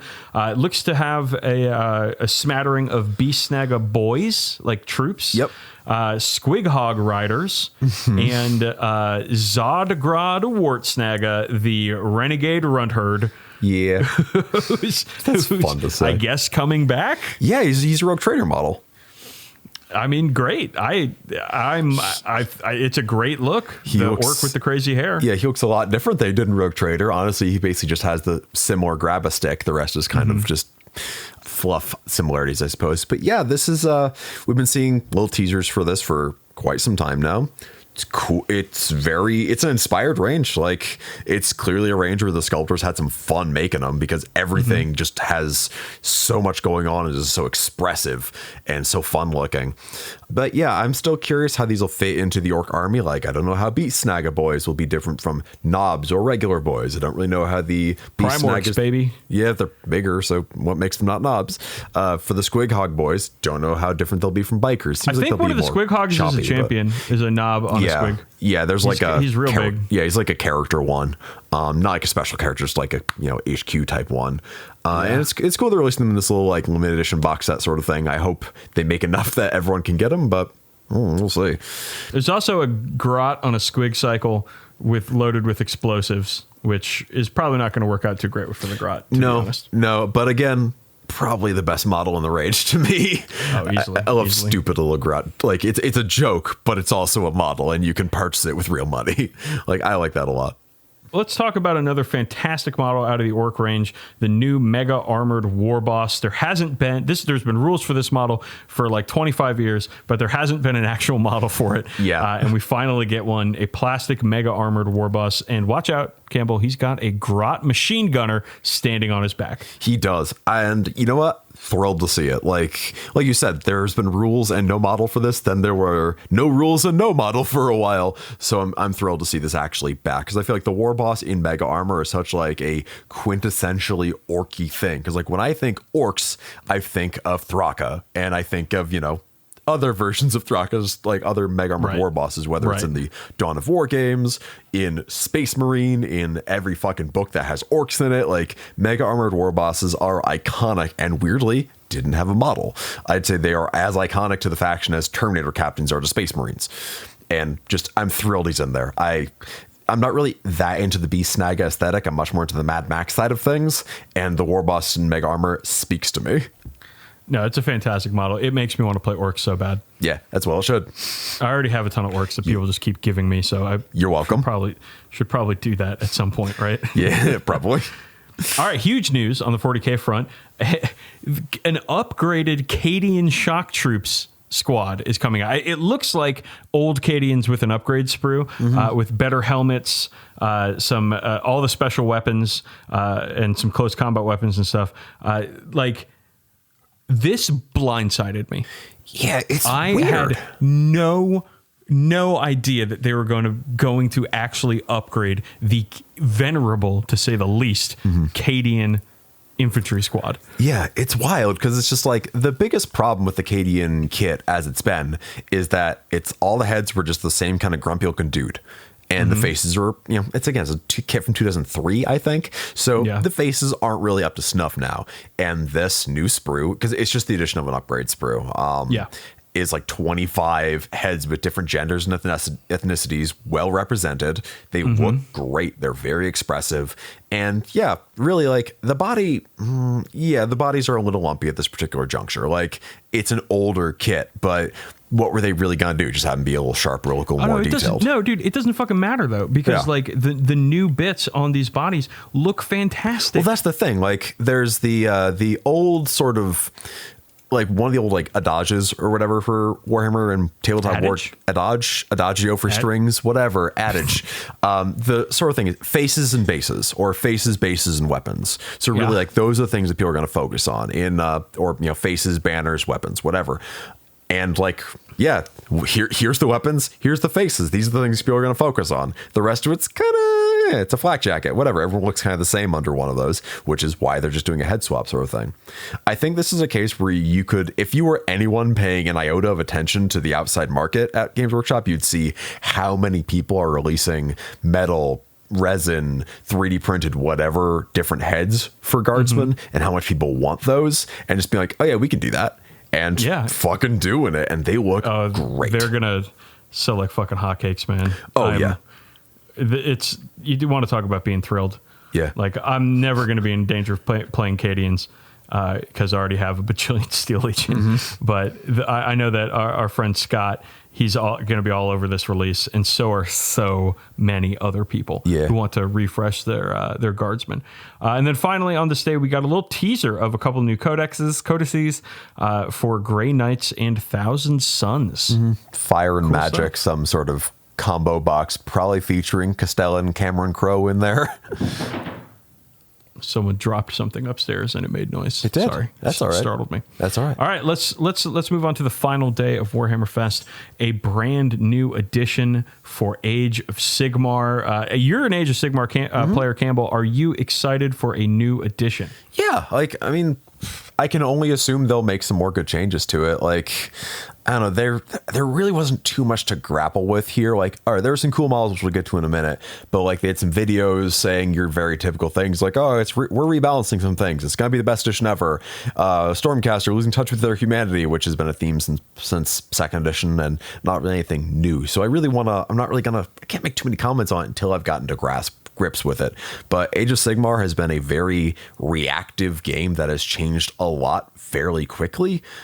With like the General's Handbooks every single year, I'd say even more so than 40k, where the 40k ones tend to be more like a mission pack, and Age of Sigmar tends to have a bit bigger of an adjustment to it.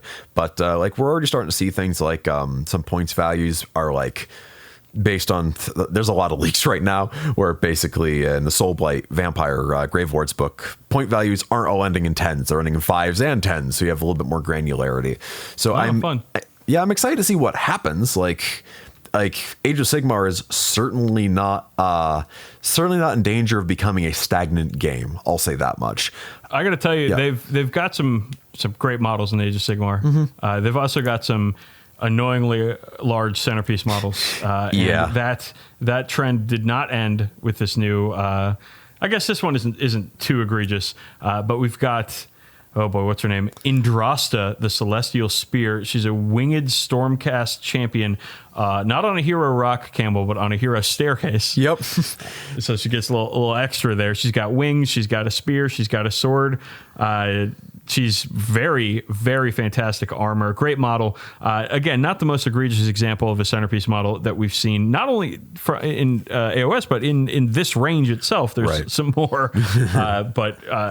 Then we've got the reforged Stormcast Eternals, which I thought all of them were reforged. It's a redeem forged. I guess they got to find something to call them, right? Well, basically now the idea is some of the short stories and so on coming out around like Soul Wars and all that stuff, where basically when a Stormcast dies, their soul goes back to Sigmarion, where they're reforged and then shot back down. And not all of them are making it back. So this is a new kind of armor that makes sure their soul goes where it's supposed to go when they die. I like this kit though. This kit's got both male and female Stormcast in it. I'm looking at the pictures of the different Stormcast chapters or whatever they're called, chambers. And I got to tell you, man, the one that's black and with gold edges is like, it's calling to me. Yeah. I think that looks fantastic. It's a great kit. Yeah. They got spears, they got shields. What else do you want? Yeah, I like that they look kind of like high fantasy Greek hoplites in a way. I really dig these. They look a little like taller and skinnier than the old like Liberators, which looked kind of always like chunky giant baby men when they came Chunkies. out. But again, they're doing more bear heads, and honestly, the bear heads in the Stormcast range are some of the best ones out there. And it's they're fantastic. It's kind of a shame more people don't use them in lieu of the helmets. Like the helmets are fine. They've grown on me, but the bear heads are so fucking good. Well, let's talk about another honestly really good model. It's the Annihilator. It's a new generation of Paladin, they call it. So I think it's like elite troops. Yeah, Paladins were in the original set as the guys with the two-handed hammers. Dude, this fucking suit of armor is incredible. Yeah. I am all about this shit. Like, it's got a lion's face and abs at the same time. Come the fuck on. There's thunderbolts everywhere. There's lion faces. There's giant hammer, giant shield. Like, there's Sigmar with fucking metal fingers going on either side. Like, come the fuck on, man. The silhouette is incredible. He's got a metal goatee. Yeah, Dude, this guy's pretty fucking cool. This, it makes me want to play Sigmar. What are these? Stormcast. That's what I meant. Stormcast. It like painting this model, having these models in the army. God, they fucking kick ass, dude. Yeah, so they tease the end of this like something is stirring in the woods, which looks like it could be anything from spider scuttle grots to Skaven to insert Gribbly here, which I assume is probably whatever the next starter set will be. If they had a starter set that was like half Stormcast, half the new Stormcast and half like Chaos or whatever, I would keep the Stormcast half and paint them. Like, I don't know how much I would want to collect like a whole army of these guys, but I am interested in these models. They are pretty fucking cool. Yeah. Okay, and then we got two more things to talk about that weren't necessarily part of Warhammer Fest, but we're going to talk about them anyways because, why not? Yeah. So first off, we got a new Necromunda character, Lady Credo, the Rebel Lord. I assume this is going to be one of the Forge World models that, one of these Necromunda weirdos, as you like to call them. And, oh boy, she's a weird, all right. There are parts of this model that I love. There are parts that I do not love. But overall, I think it is an excellent example of a Necromunda weirdo. Yeah, I would say I wouldn't use the word over the top very often, but like for Warhammer, she's over the top. Like, she is extra. Like, but again, she looks like a wackadoo noble. Like, she looks the part. I'm pretty down with it. No, it's got a great paint job from the Forge World painters who are just pros at blending. And I'm, on this podcast, bud, we love Necromunda weirdos. That's our wheelhouse, our weird house, if you will. And she represents the art that she's modeled after really, really well. Very excited about this model. And then finally, Campbell, in-person Warhammer events are coming back. Yeah, they're doing a road show. The GW Road Show is going across the southern United States with events in Orlando, New Orleans, Austin, and Los Angeles out there in California. And I got to tell you, bud, the CDC came out today and said that people who are vaccinated and have waited the inoculation period are probably okay to take masks off inside in most situations. And that is incredibly good news. And it makes me feel like, personally, I'll probably have my mask on for a little while longer, just, because want to, A, be courteous to other people, and B, you just, want to be safe. Yeah, better safe than sorry. But I'll tell you, man, later in the year, I'm going to one of these. I'd like to. Obviously, there's a lot of, none of them are close to me. Campbell. Oh, yeah? Do you want to be Badcast roadies and just fucking follow the road show? Just all of them? Yeah, just like Deadheads. Yeah, that would be sick as shit. But you got to go to the New Orleans one. Oh yeah, I've never That's been. the one I want to go to. Yeah. You missed my bachelor party in New Orleans. I did. Because so my life was on fire. Bro, dude. We got to be Dan and Cam doing New Orleans. Yeah. Doing our thing. Yeah. Playing some Warhammer. Eating way too much. Yeah. Campbell, the food. It's amazing. Dude, That's also the greatest city in America. I want to be a human beignet. Oh, you will. We'll go. Hell yeah. It'll be fantastic. No, I'm so excited about this. Nova's not happening this year, unfortunately. The decision made to cancel it happened in March.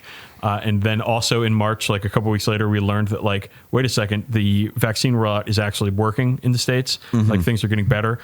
So it was kind of like, we're canceling Nova, but everything's getting better. But too late, it was already canceled. Yeah. So there's not really any big events coming down the pike for us. So something like this happening this year, dude, I'm excited for it. I'm so excited for it. I cannot wait to go and see my friends and play some Warhammer and have adult camp for a weekend or something. Yeah, I just took like a nice bit of vacation for myself, and while it was like very restorative and helpful, the grown up in finger quotes, or maybe even scare quotes, summer camp that is Nova, Adepticon, and to a lesser extent things like Peter's Necromunda get-togethers and so on, really are a much needed like spiritual salve that I'm very much missing. Yeah, so very exciting news on that front. That's it for Warhammer Fest. A lot of things to talk about this episode. So I've made the executive decision to cut out the other segment because this episode is almost 32 hours long as of this point. Let's just slam right through to Factor Fan Fiction. So gimme that terrible bullshit that you found somewhere in the internet's basement. Okay. Oh, yeah, I definitely found this in the basement. The galaxy is a fast-paced galaxy, and it is easy to forget that there were always so many stars in the sky. The beginning of the human history of the galaxy was full of stars, galaxies, and nebulae.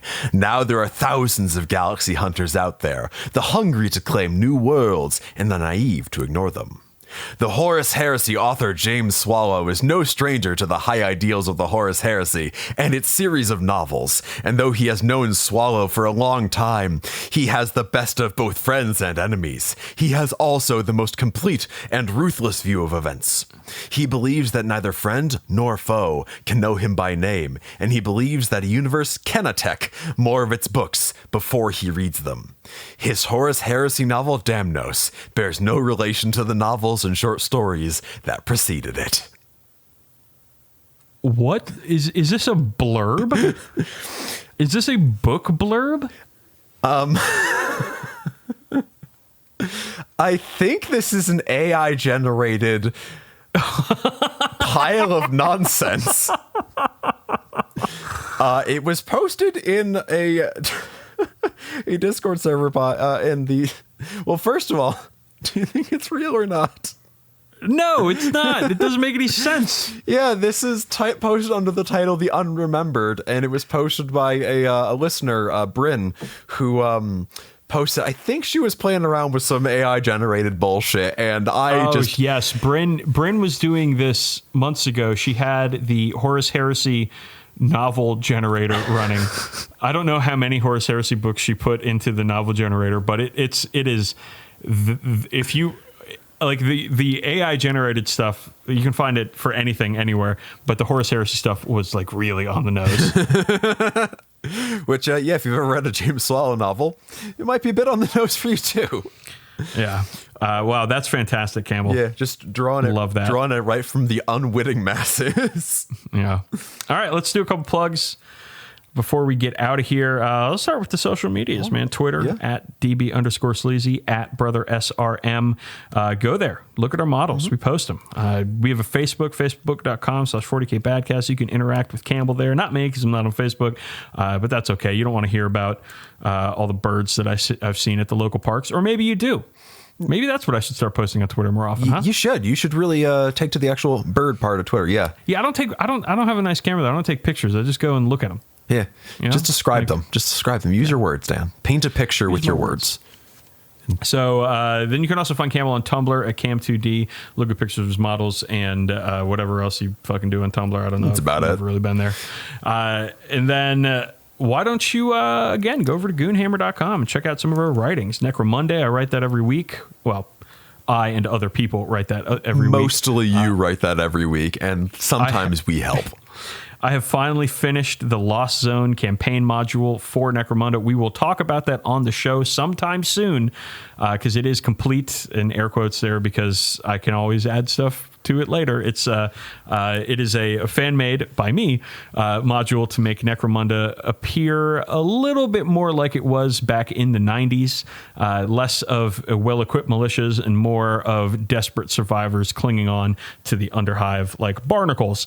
So it's a lot of fun. I had a lot of fun doing it. Also took a ton of work and was very, very hard, but it's done and it's out there for you. You can go to goonhammer.com and search for Lost Zone there, and you can read all of the cool stuff I figured out for that. And Campbell, I'm gonna turn it over for you for t-shirts, bud. Yeah, you know, I have to. Yeah, we sell a variety of t-shirts, stickers, and grilling apron at shop.spreadshirt.com/40k Badcast, where a variety of apron, a variety of singular apron. Yeah, people have been sending us pictures of doing cool crimes with stickers, which I am all about. Stick them wherever you fucking please. And yeah, if you want to support us, you can obviously do that, or you can go to patreon.com/40k Badcast, where we put out a bonus episode every month. We're up to like 3 years of them now, so there's quite the backlog should you want to really stretch your $5 or more. It's great, man. We love doing those things. Oh yeah, lets us really let our hair down and talk about something that isn't Warhammer related, such as Insane Clown Posse or Baldur's Gate. Yeah, we got to figure out one for this month too. Yeah, we do. We're getting we're halfway through, so we should probably figure that out. Ooh, maybe we'll finally do the injuries one, since I've injured my other foot now. Fantastic. Well, squeamish listener, keep your eyes and ears peeled for whenever we get that. And you know what? We always send this show off with an inspirational quote. And speaking of, well, you know what? Fuck it. To err is human. To err again is treachery. I don't have an on-ramp here. Just fuck it. I make mistakes. Go home. All right, you heard it here, listeners. Go the fuck home. We're the 40k Badcast. We're bad at 40k. We're obviously very bad at podcasting, but we will see you in the next cartoon. Thank you for listening.